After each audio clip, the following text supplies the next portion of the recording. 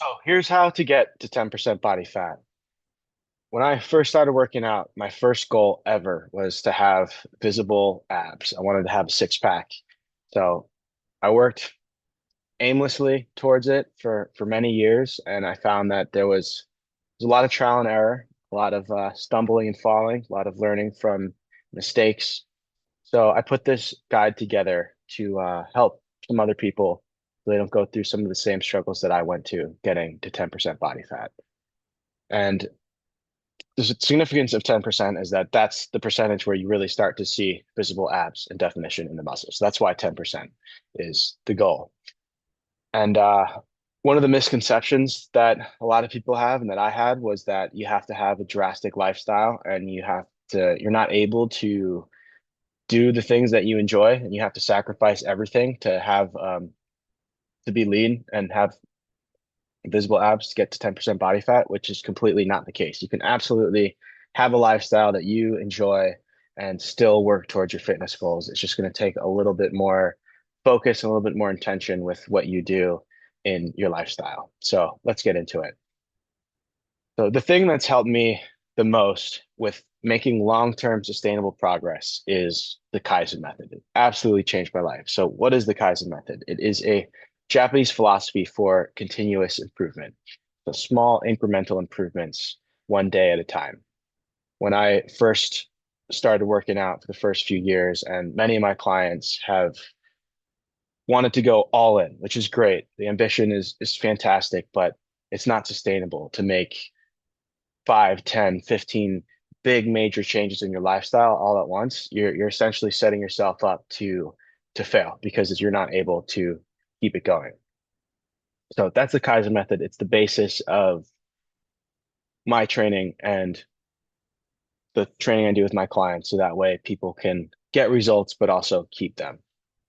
So the first step to getting to 10% body fat, which a lot of people don't really think about, is what's your why? So your why has to be super, super important. It has to be a very powerful why. And you have to be really honest with yourself. And if it's not strong enough, it's not going to help you get through those times when you don't feel like doing what you need to do, or when you have a craving. Remembering your why will help to instill discipline so that way you can execute when you don't feel like doing what you need to do. So figure it out, whether it's a performance aspect, whether you feel like it's something that you owe to yourself, whether it's to find a girlfriend or a boyfriend or a significant other, or whether it's whoever it is, but you have to have a real why. And I even recommend like writing it down and keeping it like in your notes or as a screensaver on your phone, or put on a post-it note in your bathroom. But always remembering your why is super, super important because otherwise it's just you'll fizzle out just like most people do, where they start off really strong when the motivation's high. But once that motivation leaves, it's never easy to keep going. So once you have your why locked in, the next step is to figure out your calories, and not just how much calories you're eating, but figure out your how many calories you're burning on a day-to-day basis. So figuring out your basal metabolic rate, meaning how many calories that you are burning at rest, and you need to figure out how many calories you're burning actively. And then from there, that'll determine how much you should eat. So depending on how much muscle you have, how tall you are, and how much you weigh will determine how many calories you're burning at rest. So I would use an app. There's some websites that you can use to figure out how much you're burning, calculators you can plug in. So figure that out because it's really important that you have data. Otherwise, you're just guessing. And if you're guessing, it's never going to be as efficient as you could be. So once you get your calories down, you're figuring out how much you're burning, then the next step is get your protein down. So you have your calories, you figure out how much you need to eat based off of how much you're burning.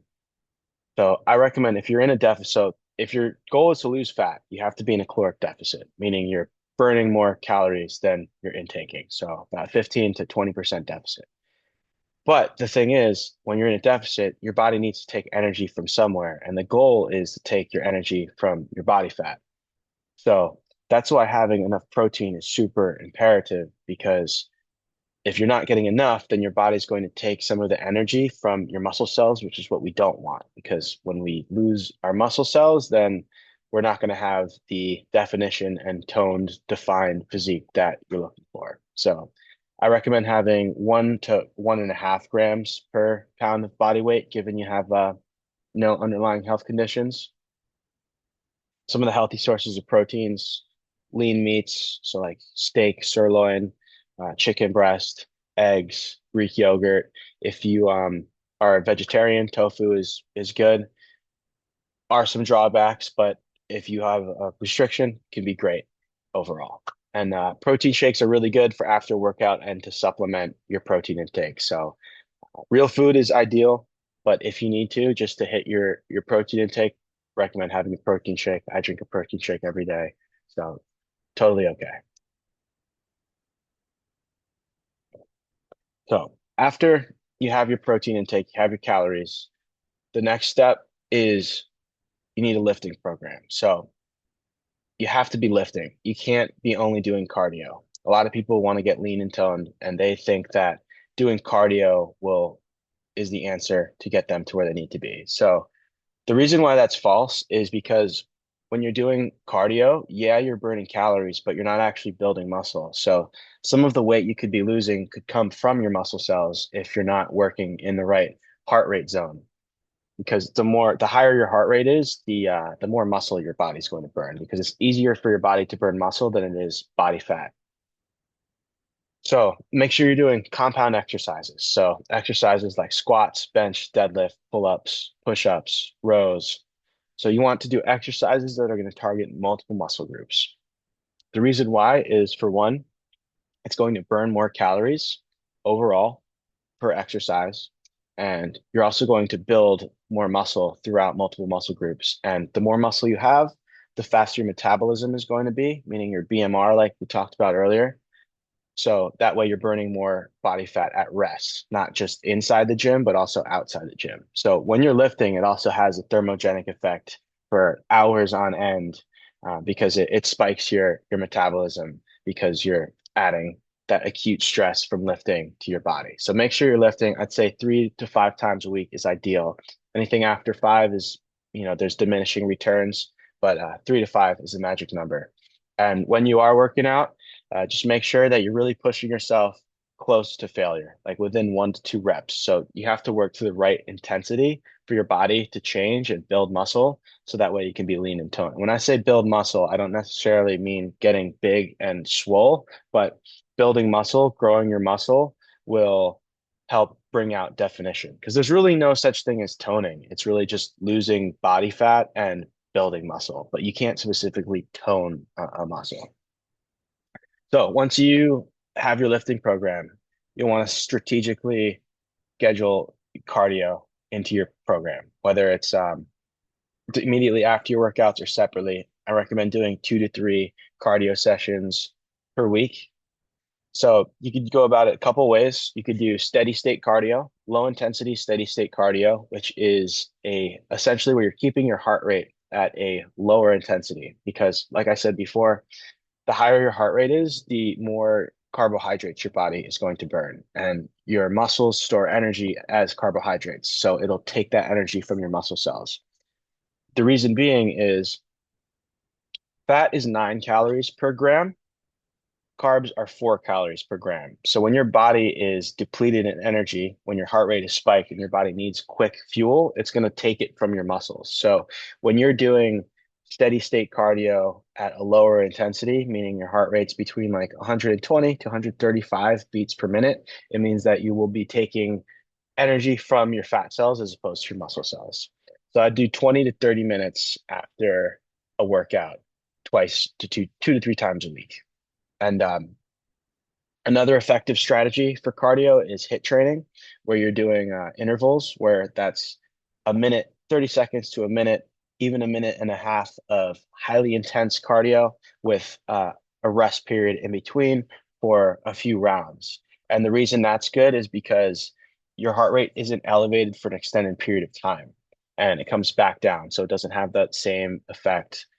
And then Also, when your heart rate is too high for too long, it'll elevate your cortisol, which is your stress hormone. And when that happens, when your cortisol is elevated, that means that your body's going to store excess body fat just because your hormones are a bit dysregulated. So either do HIIT where it's high intensity and you bring your heart rate back down for rounds, or low intensity steady state cardio. But the number one thing that I see, or one of the number one things that I see that prevents people from getting lean, is doing high intensity steady state cardio for an extended period of time, where people are going on intense runs or intensely going on the cardio equipment with their heart rate super elevated. And yeah, it might help people lose weight, but it's not going to give people the lean, toned look that they need. So from there, mastering your macros, super, super important. So we talked a little bit about calories before, but having a well-balanced macro distribution is important. So protein should be about 40%, carbs should be about 40%, fat should be about 20%. And what you can do is on to maximize fat loss is on lifting days, you do higher carbs, and on off days, you do lower carbs. But a general rule of thumb is to keep your carbs around the time that you are working out. So that way you don't store any excess carbs as body fat.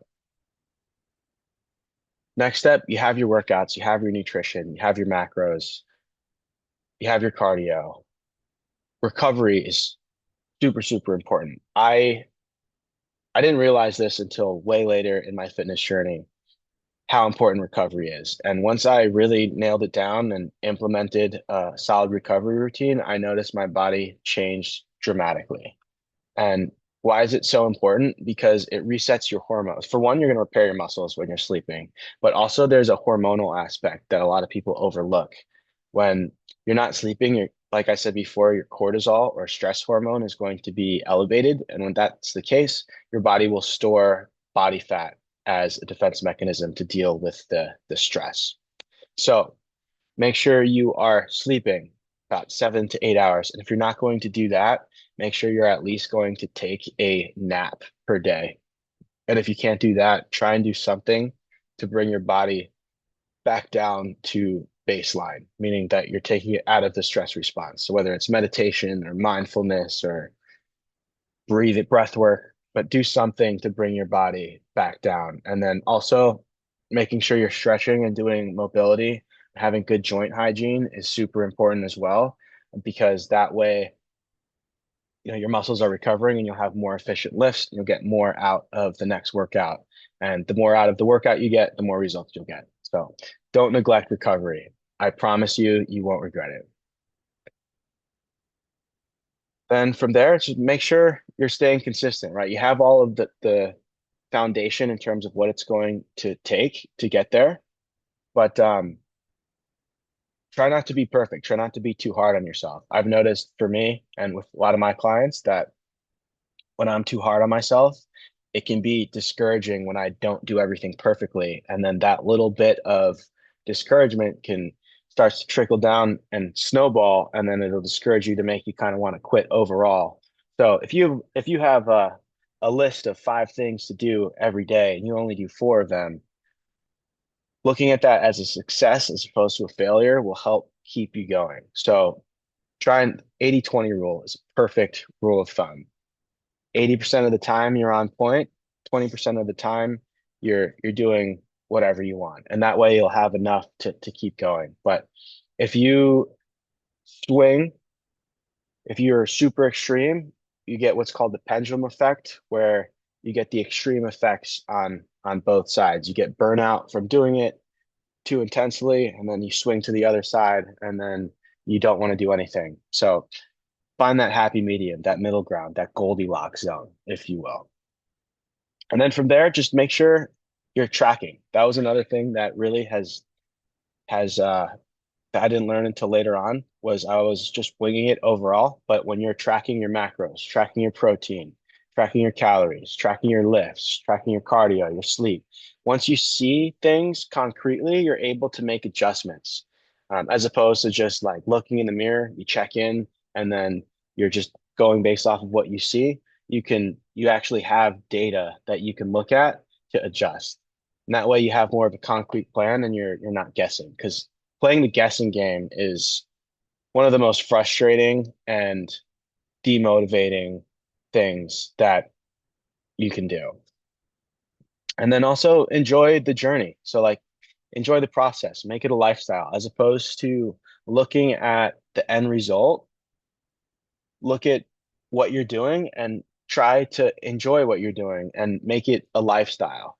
And celebrating small wins helps build momentum, whether it's just being able to do one more rep or whether it's like losing half an inch or seeing one striation in your muscle. Really celebrate it. Really feel proud. Don't want the next thing. Don't look at the end goal. Be happy with what you did, be happy with what you accomplished. And as cliche as it might sound, it's really not about the end goal. It's about who you become in the process.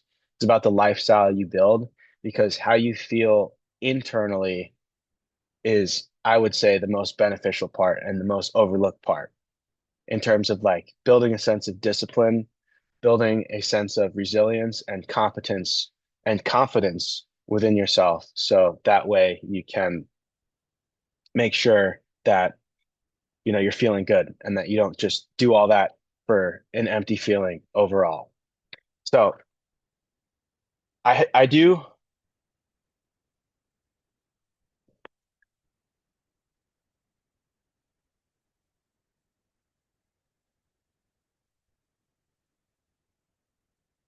So if these things make sense to you and they resonate with you, I do offer one-on-one online coaching for clients where we take all of these concepts that I just talked about and break them down into concrete, tangible steps and create an action plan.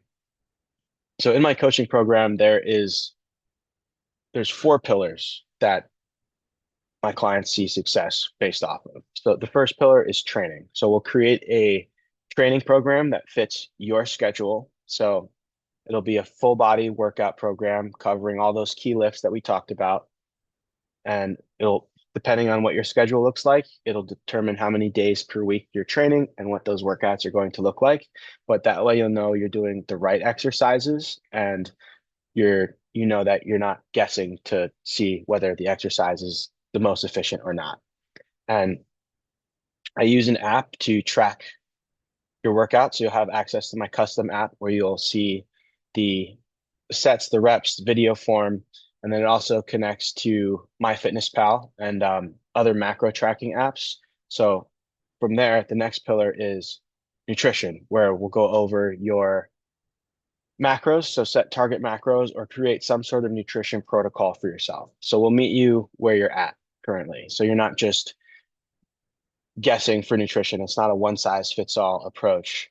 So what we'll do is we'll look at where you're at. So I like to track macros. It's the most efficient way to ensure progress. So we'll set your target macros, create a meal plan, create some healthy meals you can go out to create some healthy meals you can cook and meal prep, and then have a guide of some healthy meals that you can order out when you don't meal prep. So I work with my clients not just on cooking and slaving away in the kitchen, but also how to manage their outside lives so they can still work towards their fitness goals, hit your protein, hit your macros, so that way you don't fall off track when you're not prepared with your meal preps.